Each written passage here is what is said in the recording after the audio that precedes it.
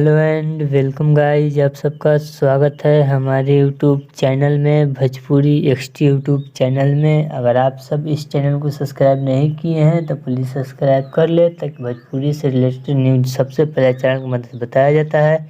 आज हम बात करने वाले हैं भोजपुरी के पावर स्टार पवन सिंह के महा रिकॉर्ड के बारे में। तो वीडियो को पूरा फुल वॉच कीजिएगा। पावर स्टार फैन है तो चैनल सब्सक्राइब कीजिएगा।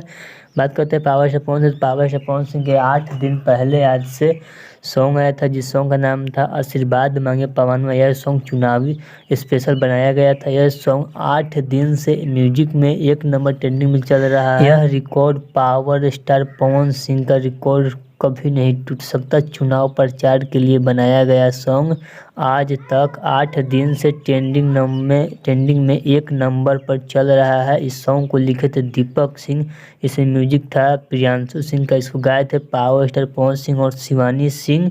अब बात कर ले इस सॉन्ग को वीडियो नहीं है, सॉन्ग ऑडियो में रिलीज हुआ था। कायाकाट की जनता और हल्का फुल्का बताया गया था। चलिए, पावर स्टार पवन सिंह का यह वीडियो आपको अच्छा लगा तो प्लीज चैनल को सब्सक्राइब कर ले, वीडियो को लाइक कर। चलिए मिलते हैं एक और न्यू अपडेट के साथ, तब तक ओके बाय।